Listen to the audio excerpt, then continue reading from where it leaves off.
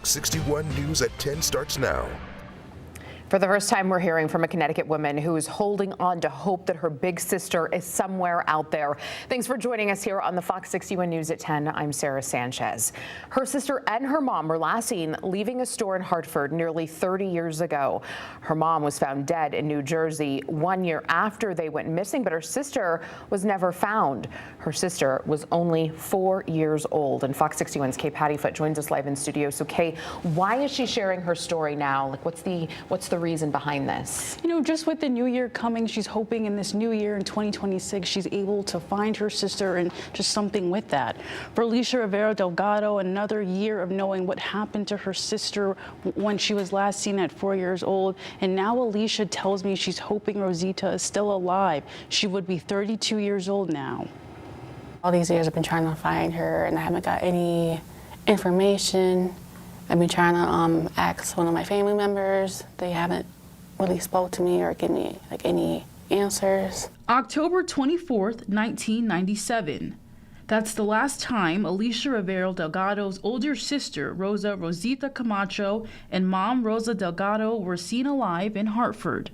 A year later, Delgado's body was found in Columbia Lake in New Jersey. Rivera Delgado was a newborn when this all started, and as she got older, she searched what happened all those years ago. I basically found like a lot of things on the website of how she passed, and my sister not so much because they didn't say where she is exactly, but she's been missing.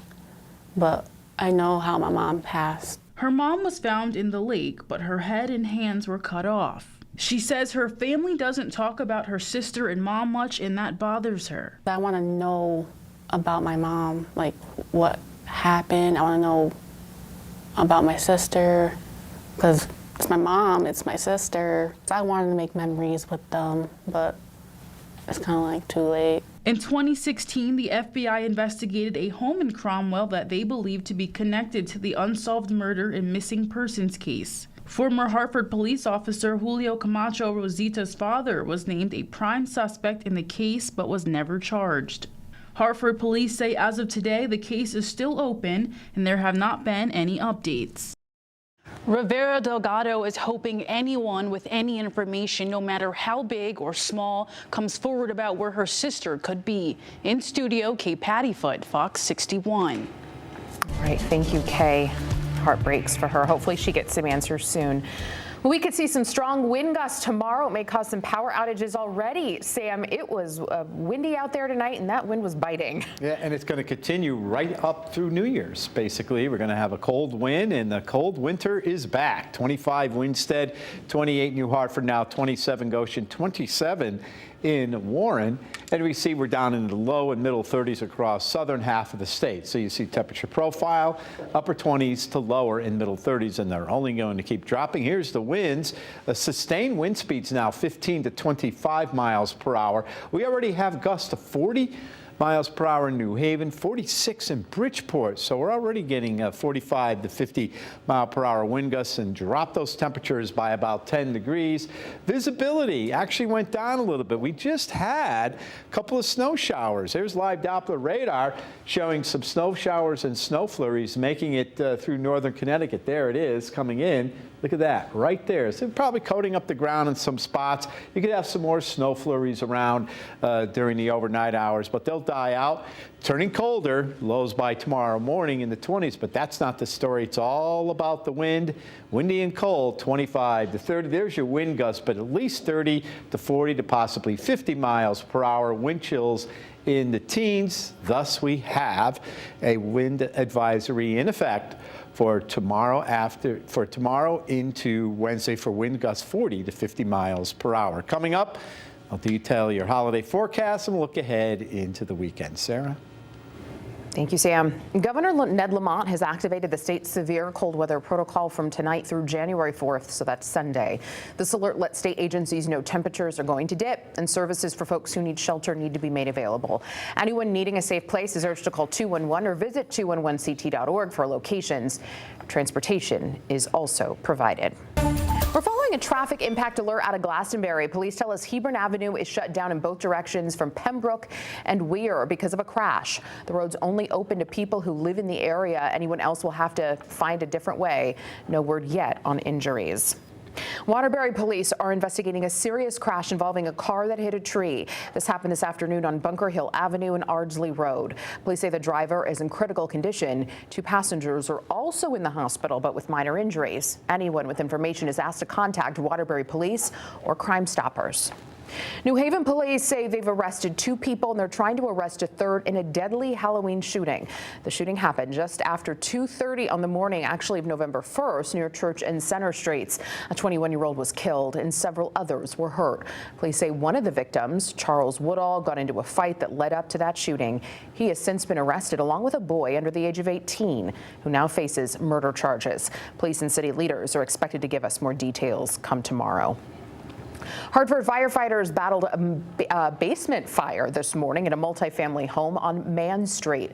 That's in the city's south end. This happened just after 8:30. Fire crews got there to smoke billowing from the 2.5-story building. Thankfully, no one was inside, or excuse me, no one was hurt, that is.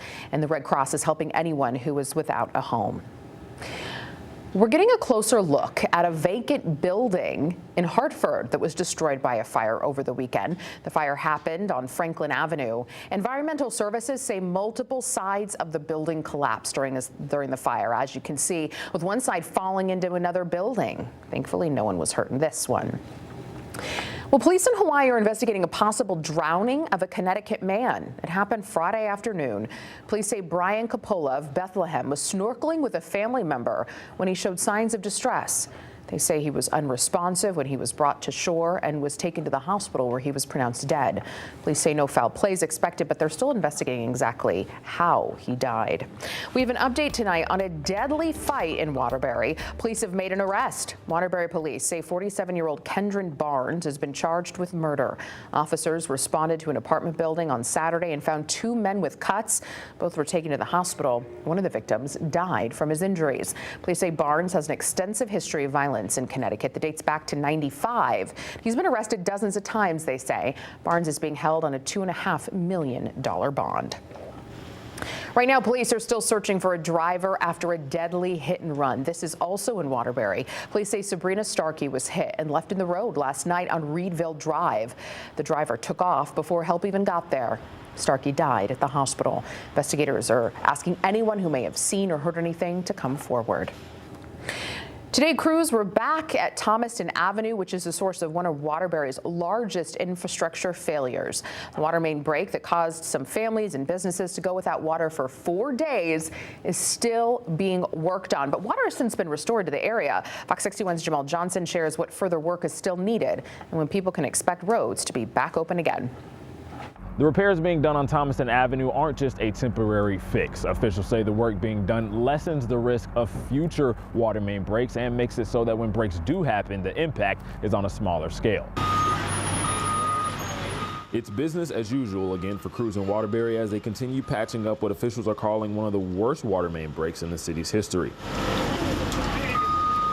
But Water Superintendent Bradley Millay says the work going on is not just a patch job. It can always happen again. I mean, you can always have a catastrophic break somewhere. All we can do is try to mitigate how we will handle it if it does happen. You do whatever you can to lessen that risk, and that's what we're doing. The city is repairing a 36-inch high-pressure main to help lessen the impact of future breaks. Before the last break, the city was also working on relining a 42-inch main. Once done, officials believe both mains in tandem will stabilize the area and prepare them for future breaks. By making this repair at this time in conjunction with the 42, it's going to allow us to go back to the city being fed by both high service mains, which we've been without for the past 7 months or 8 months now. Should we have a break somewhere, the other line is capable of taking care of the city. We don't lose water anywhere. Waterbury Mayor Paul Pernaruski says repairs halted over the holiday in case crews ran into further issues, wanting everyone to have water during Christmas. When work resumed, they started to repair a leak in the emergency stop valve that was put in during the initial break.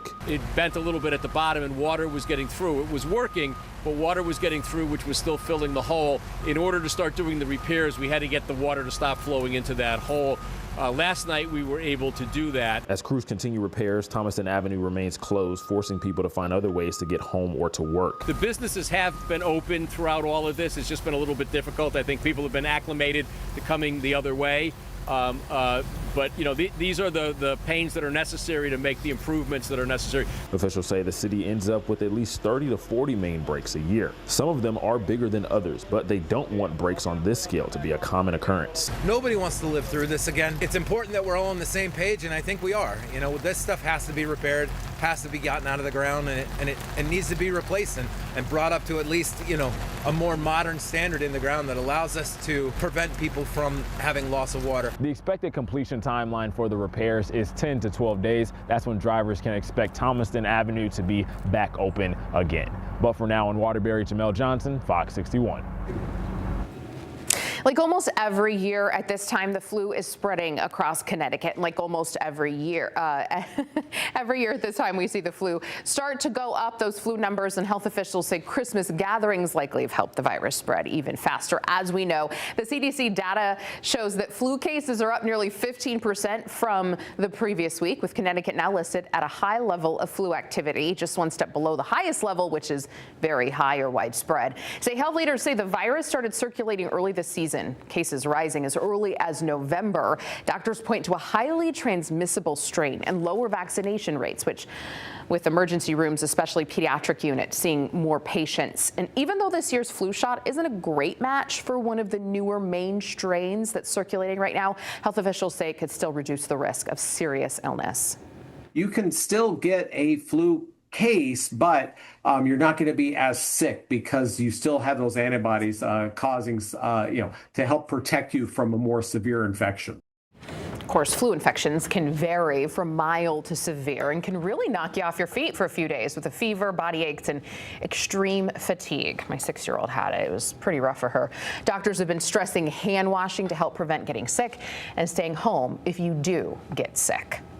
Many American parents are waiting to see potential changes to their children's vaccination schedules next year. Meanwhile, health officials met today to discuss vaccinations for the youngest of Americans. This year, the Department of Health and Human Services, which is led by Robert F. Kennedy Jr., recommended changes to vaccines for COVID-19, hepatitis B, and measles.